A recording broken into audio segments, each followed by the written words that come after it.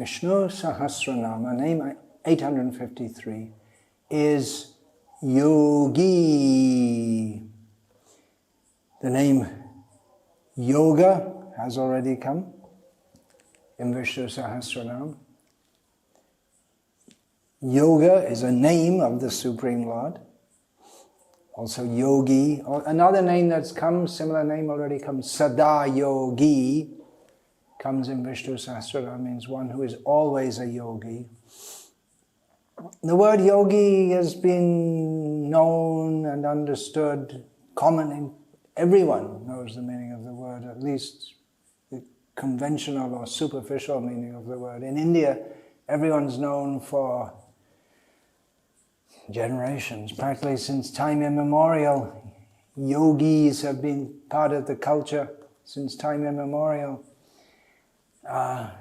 Generally in India, if we think of yogi, we think of a wizened man with a beard, maybe with some mystic powers. We don't see mystic powers much nowadays. It used to be that they had.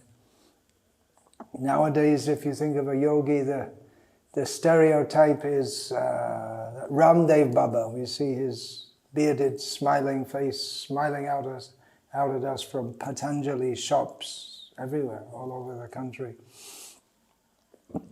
The word yogi is also well known in English language and probably many other Western languages also. People think of yogi, similar, thin man. Actually, a lot of women do yoga in the West. It's physical yoga, probably more than do men. They tend to think of someone who's thin and muscular and very agile, and they're very, very fit and do all these exercises, and probably a vegetarian or a vegan. So there's some idea of what the word yogi is there. There are many kinds of yogis. In Bhagavad Gita, Lord Krishna speaks about karma yogis, jnana yogis, dhyana yogis, and ultimately bhakti yogis. So there are many, many kinds of yogis. But Krishna is the original and the best, and he is the one upon whose favor all yogis depend. And especially we're thinking about the yogis who try to acquire mystic powers so they can get them from Krishna. So Krishna, if we say yogi, the word really refers to Krishna in the full sense of the term. But Krishna doesn't have a beard. He doesn't do exercises on a yoga mat. He's naturally endowed with all the attributes that people try to acquire from practicing yoga. Mostly nowadays people do it for physical health, and especially in the West. At least in India there's still some idea, maybe in the West also, there's among some practitioners of yoga exercises, there's some idea that it's ultimately meant for a spiritual goal. Yoga means that actually. The yuj, the root is yuj, which means to join, to link up together. Although in the beginning of the Patanjali Yoga Sutras, the definition of yoga is given as yoga chitta vritti nirodha, not linking up, but stopping the consciousness altogether. Or to be more precise, the fluctuations, the peregrinations, the activities of the consciousness. But generally yoga is understood to mean joining together, and that is the sense in which it's used in Bhagavad Gita, which is known as a yoga shastra. Parashara Bhatta gives the interpretation of this name. he is endowed with superhuman powers. Of course, he's superhuman. He's Krishna. He's God. Previous to this, in the last few names, we've been discussing how the Supreme Lord has in full all the mystic opulences which a certain kind of yogi aspires to attain. They're conflicting, many of them, just like Anu, to be extremely light, anima, and mahima. Sorry, anima means to be very small, and mahima means to be huge. And then we have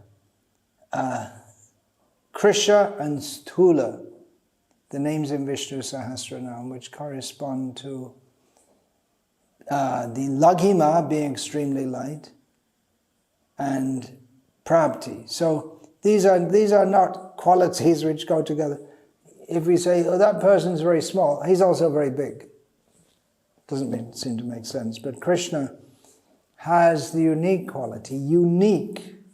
No one else has this. No yogi can get this quality of bringing together yoga in a harmonious combination, attributes that don't go together. Just like a yogi can be the smallest of the small, and he can also assume a large form, but he can't do both things at the same time. Krishna can, and does, all the time. And of course, Krishna has all these qualities in full. No one can have them in full except him. So he has all these qualities. They all coexist in him. They're all combined in him. Yoga means combination. I'm going to make my own comment on here, which isn't given by any of the previous commentators, concerning that he combines things which are of different natures. We can see also the jiva, who's spiritual by nature, becomes combined with the material energy. They're different natures. It's something like combining oil and water. They don't really go together. Krishna speaks about this in Bhagavad Gita. Purusha prakritisto hi bhunte prakriti jangunan. The Purusha, or the jiva, who is by nature transcendent to the modes of nature, is stuck in material nature. Why? Because he wants to enjoy the material nature. So that's unnatural for the jiva, but Krishna makes it possible. Another unlikely combination, and this statement could arise anger in some, or could give rise to jokes among others, that we see that among humans, male and female nature, they're so different. And often we see that men can't understand women, women can't understand men, but somehow they come together. Why? Bhunte prakriti jan gunan. Because they come together with the idea of enjoying the material world. I'm going to give a few examples from Srimad Bhagavatam of Krishna being addressed as Mahayogi, great yogi. Uttara, she's afraid Ashvatthama is going to destroy the embryo in her womb, so she prays to Krishna. Pahi, pahi, mahayogin, deva, deva, jagatpate. Protect me, she's saying. You're the Mahayogi. You're the God of the gods, the Lord of the universe.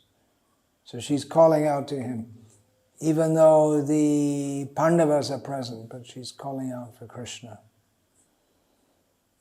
Kapila is referred to in the Bhagavatam as Mahayogi because he practiced that form of mystic yoga to show what it means to be a yogi.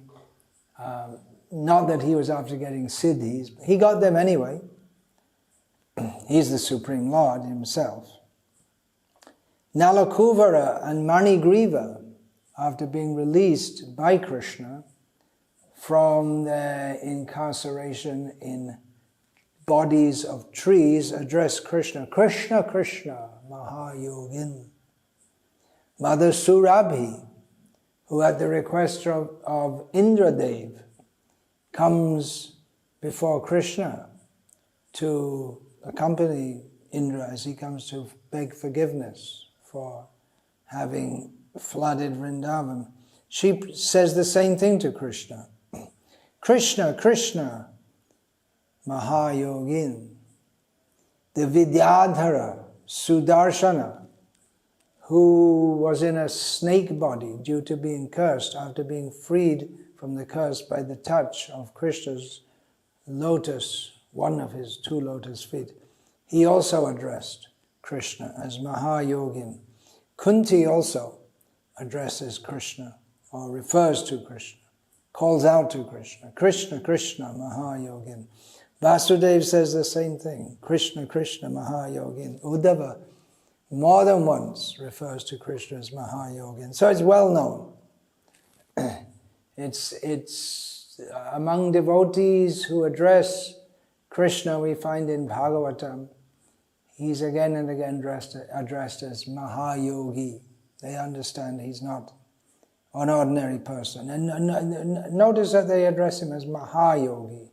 Here we're discussing the name of Vishnu Sahasranama, Yogi. All right, he's a yogi. There are so many yogis, but Mahayogi means he's above the category of ordinary yogis. In Chaitanya Upanishad, Lord Chaitanya is referred to as Mahayogi. Maha, of course, means great. And in Chaitanya Bhagavat, Anantadev is referred to as Adideva Mahayogi.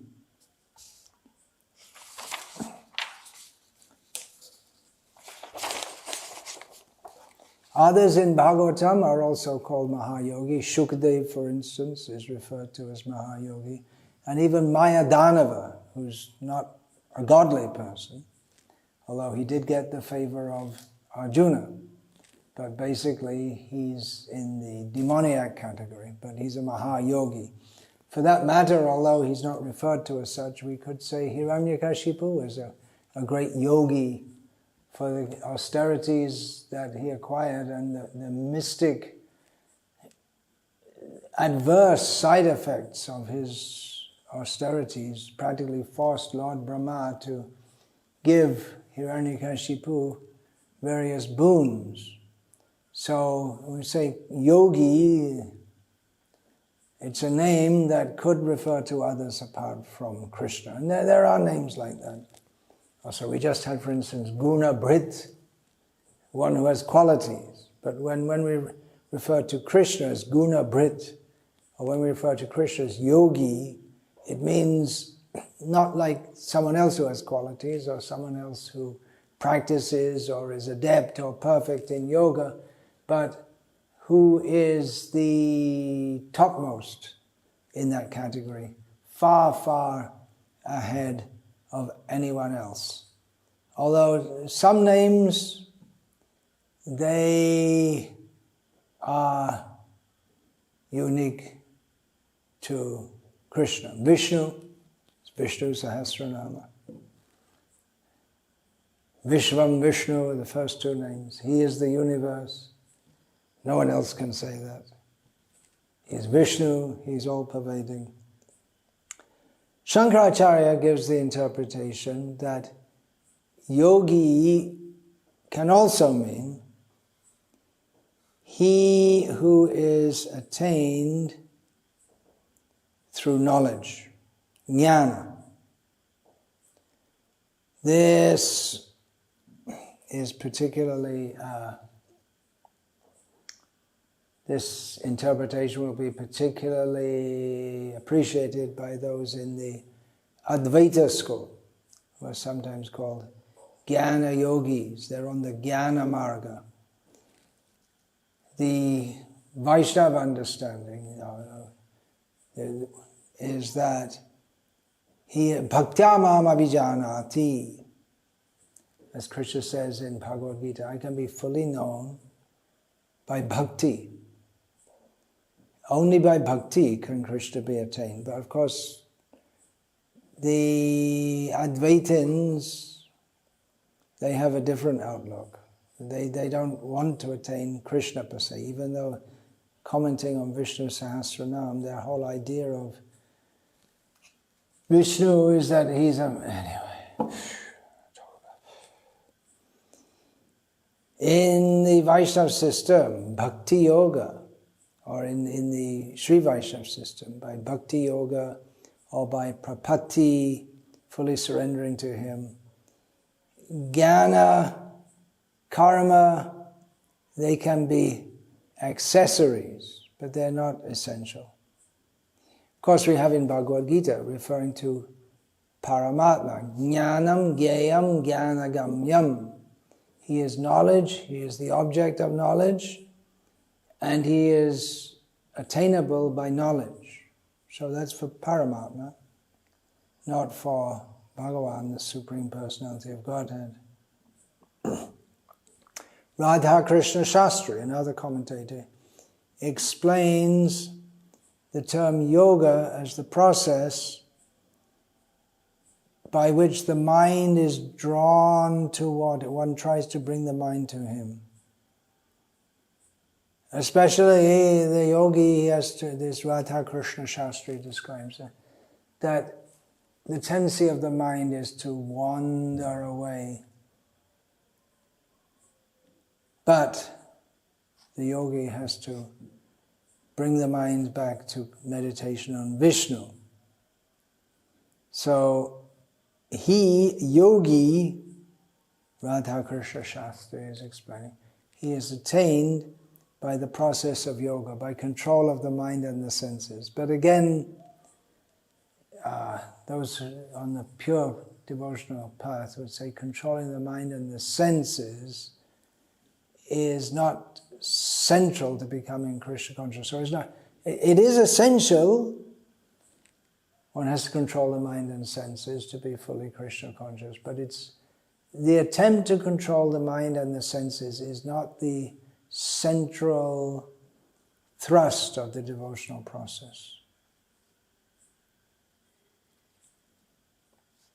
Satyadeva Vashishta, as usual, commenting in terms of the Supreme Lord's actions as seen within the mundane universe, says that yogi means he alone has the ability to keep everything in the universe together.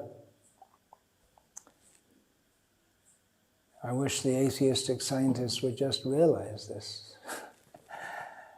What keeps everything together? They'll say, well, it's natural forces and different energies and gravitation and this and that. It's his power. It's under his control. Shankaracharya gives another understanding of this name yogi, he who is in complete control of his own self. So this can refer to a perfect yogi who's in complete control of himself. He's controlled his mind and his senses, but actually, even the yogis, they're not in complete control of this. You can control your mind and your senses, but still, we're controlled by Krishna ultimately.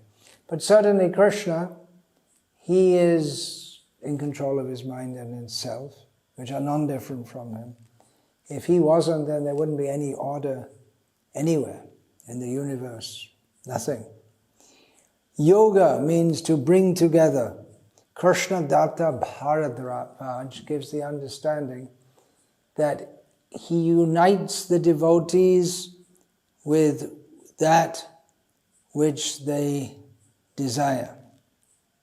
And of course the yogis desire to unite with Krishna in devotional service. Baladev Vidyabhushan. In the previous name, he described that he is called Katita, that's the previous name, because he is spoken of as being, he's celebrated for being Bharabhrit, one who takes the burden. And then, commenting on the previous name, Baladev said, how can a single person be able to maintain unlimited devotees? And then he said, that will be explained next. So here we are, that's the next name, Yogi. Yogi, he is endowed with the quality of eternally possessing the attribute of bringing his wishes into reality. And Baladev Vidyabhushan quotes from Brahmanda Purana, from the 108 names of Krishna. One of his names is Satya Sankalpa. Means whatever he decides, whatever he desires, will surely come to pass. So, he can do as he likes. He can maintain all of his devotees. Yoga kshemam vahami aham, Krishna says in the Bhagavad Gita. He maintains his devotees, both in their immediate temporal needs and in their process of spiritual progress. So that's Baladev Vidyabhushan's explanation. Linking together three names in a row. Bharabhrit, he maintains his devotees. Katita, he's celebrated for doing so. How can he do so? Because he's yogi. He can do whatever he likes. He has the power. By deep understanding of the Sanskrit, various commentators have brought out various reasons, various interpretations of this name. Here we have one, that yoga means to have a kavacha. Kavacha means just like armor, to protect the body, or a shield or something. No, it's armor. So a yogi is one who wears armor. And of course Krishna. Conventionally going to fighting, he may put on armor, though he doesn't need to. But he gives his mercy to the living being, the devotee who takes the form, just like of his armor, just like his shield, his bow, his disc weapon. They're all personalities who take those forms to serve him. And this way, he is known as yogi. Another meaning, which is not, well, somewhat unconventional, different to the other meanings. Sama, Dhamma, Bhed, Danda. These are the four methods of niti that are recommended by kings or leaders to diplomacy, to keep their population or their, well, especially their rivals or their opponents, or maybe some troublesome citizens, to keep them in line, to keep them under control. So, Sama means pacification. Dhamma means to offer them some sops. Just behave yourself, just be nice, I'll do something good for you. Divide and rule. And if none of them work, smash them. These are the 4 systems. Vishnu is called Yogi because he knows fully all the means of doing this. Then, in Ashtanga Yoga, there is Yama, Niyama, Asana, Pranayama, Pratyahara, Dharana, Dhyana, Samadhi. The Ashtanga means 8 limbs or 8 stages of yoga. So the Yama means the Yama and Niyama means the rules, the do's and do nots. First one has to behave properly. Asana means properly sitting. Then there's the breathing process and withdrawing the mind from externals. Then meditation. So then first conceptualizing what is to be meditated upon. Then meditation. Then full samadhi, absorption. So Vishnu is called Yogi because he knows all these things. And of course he gives this process also. He's called Yogi because he does meditation. We think of yogis in meditation. Yad yadatirti shreshtas tata devetaro janaha sayat pramanam kurute lokas tadanuvartate. Krishna meditates to set an example to meditate, not that he needs to meditate. He himself is the very object of meditation. In this regard, I'm going to read from Srila Prabhupada's Krishna book, chapter 70, which is entitled Lord Krishna's Daily Activities, and Srila Prabhupada's extended explanation of why Krishna meditates on himself. It's described, it's actually from the Bhagavatam, that Krishna meditates on himself. So he sets an example that we should meditate, but we shouldn't meditate on ourselves. He meditates on himself, and we should meditate on him. I'm reading from Krishna book, chapter 70. An ideal householder should learn from the behavior of Lord Krishna how to rise early in the morning, however comfortably he may be lying in bed, embraced by his wife. After rising from bed, Lord Krishna would wash his mouth, hands and feet, and would immediately sit down and meditate on himself. This does not mean, however, that we should also sit down and meditate on ourselves. We have to meditate upon Krishna, Radha Krishna. That is real meditation. Krishna is Krishna himself.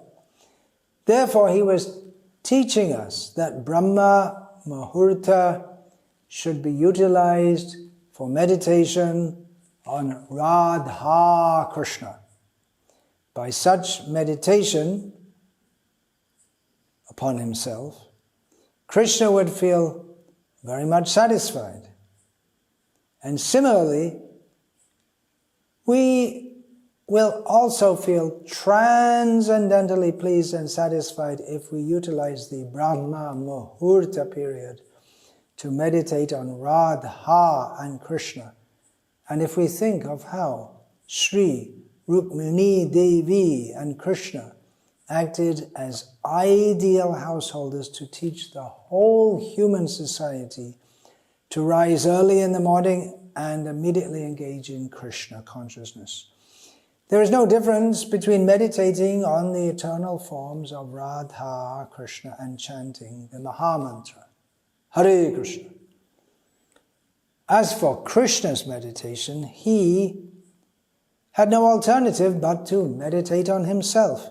The object of meditation is Brahman, Paramatma, or the Supreme Personality of Godhead. But Krishna himself is all three. He is the Supreme Personality of Godhead, Bhagavan. The localized Paramatma is his plenary partial expansion, and the all-pervading Brahman effulgence is the personal rays of his transcendental body. Therefore, Krishna is always one, and for him there is no differentiation. That is the difference between an ordinary living being and Krishna.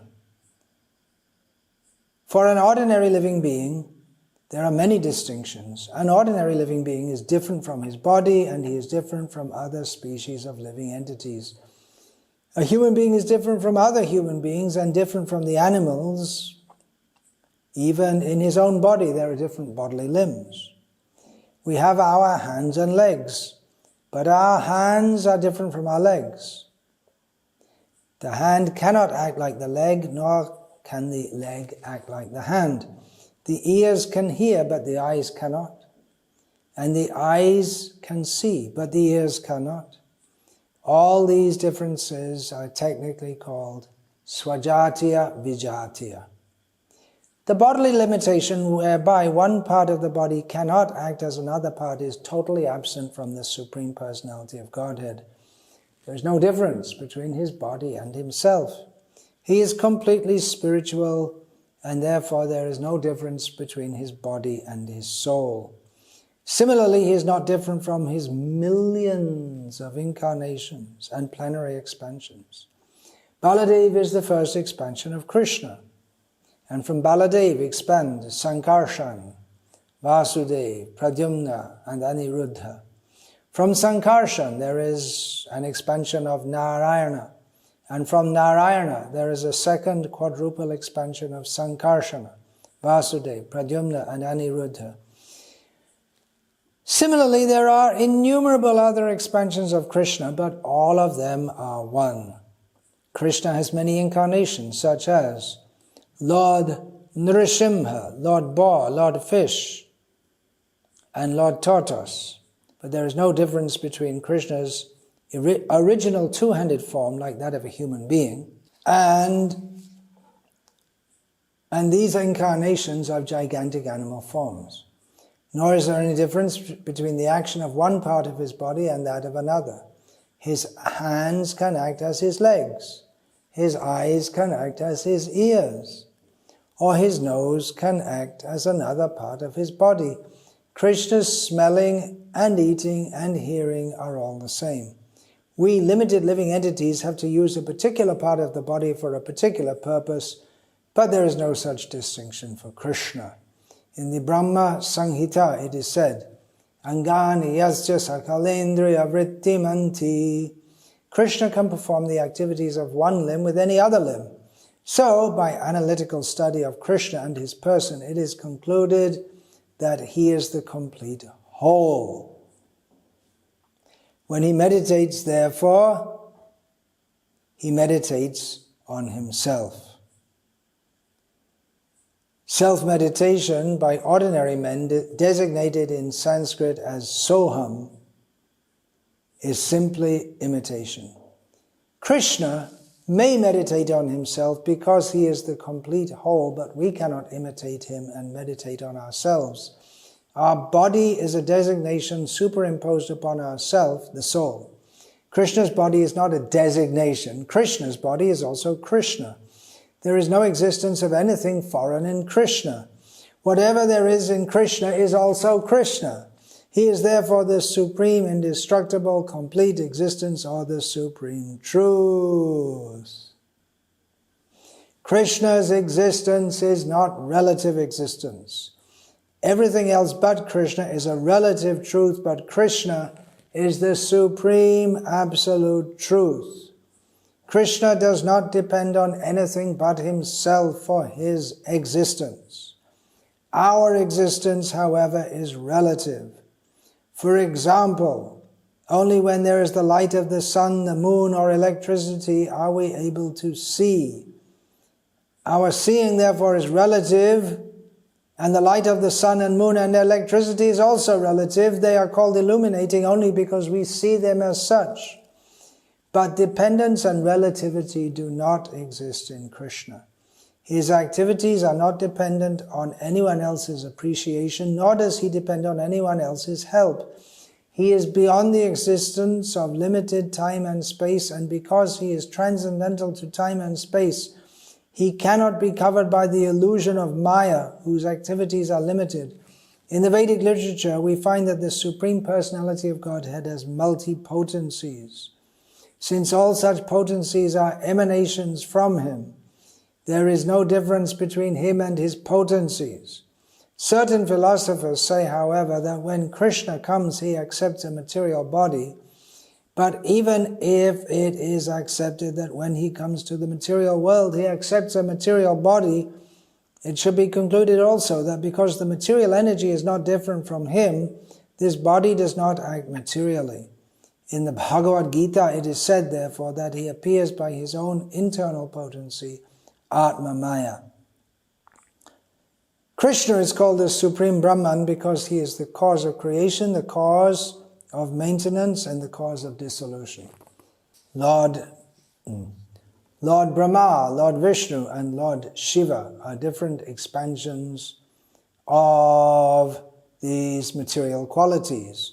All these material qualities can act upon the conditioned souls, but there is no such action and reaction upon Krishna because these qualities are all simultaneously one with and different from him. Krishna is simply Satchidananda Vigraha, the eternal form of bliss and knowledge, and because of his inconceivable greatness, he is called the Supreme Brahman. His meditation on Brahman or Paramatma or Bhagavan is on himself only and not on anything else beyond himself. This meditation cannot be imitated by the ordinary living entity. So there's an extensive description. Srila Prabhupada goes into it in some detail, how Krishna, the yogi, meditates upon himself and how we should meditate on him as the supreme absolute truth and not try to imitate him by meditating upon ourselves. And also Srila Prabhupada says we can meditate upon him by chanting Hare Krishna. More meanings of the name Yogi. He brings together. So he brings the devotees to himself and he brings them to what they desire. And also he brings the demons to hell. They get what they deserve. Yoga gives the idea, it's something which is not easily obtainable, to become adept in yoga, even the physical yoga, which is doing exercises to get a healthy body, is not at all the aim of any yoga system, but it's misunderstood as such nowadays. But even that kind of yoga, it's not easy to do these yoga practices. But to do the real yoga and to get the siddhis or the concentration of the mind or the stillness of the mind, it's very, very, very difficult to get. The ultimate attainment for the yogis is to become liberated, to get moksha. And Vishnu is the one who gives moksha. He gives the results of all those who desire results from practicing yoga. Therefore he's called Yogi. Yoga can also mean the Lord of all wealth by another Sanskrit derivation. Another meaning is that he knows fully all the sutras of grammar. Yoga sutras are well known nowadays among practitioners of yoga in the West, probably more than in India.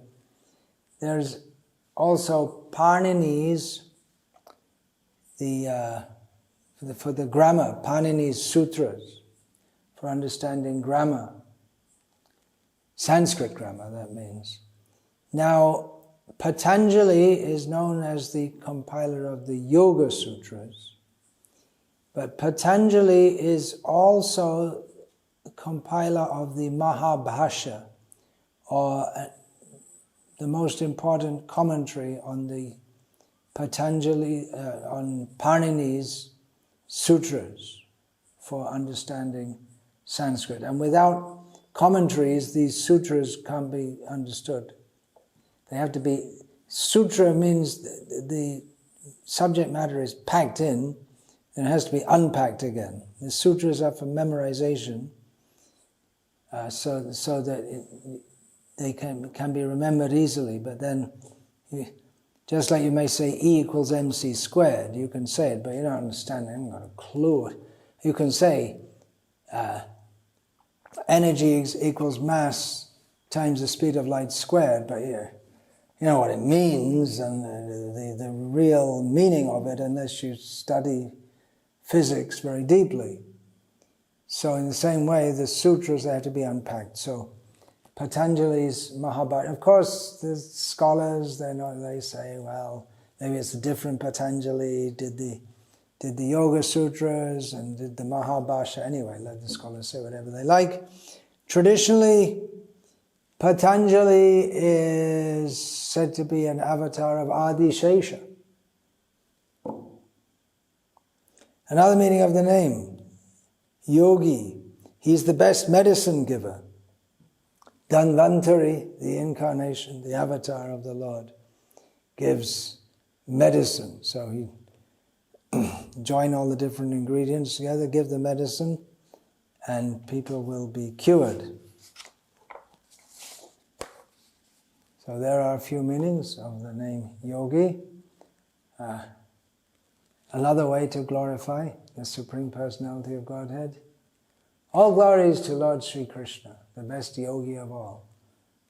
Let us meditate upon him. Hare Krishna. Vancha kalpatarubhyascha kripa sindhubhya evacha patitanam pavadebhyo vaishnavebhyo namo namaha dante nithaya churnakam padayone patyakrip dvachakar kushatameta bravimi hey sadhava sakala eva vihaya durad gauranga chandra charne kurutanuragaha parivaditu jano yata tata va nanumukharo navayang vicharayamaha Hari rasamadira madati matta bhuvi vilutama nartama nirvishama. Hare Krishna, Krishna Krishna, Hare Hare, Hare Rama, Rama Rama.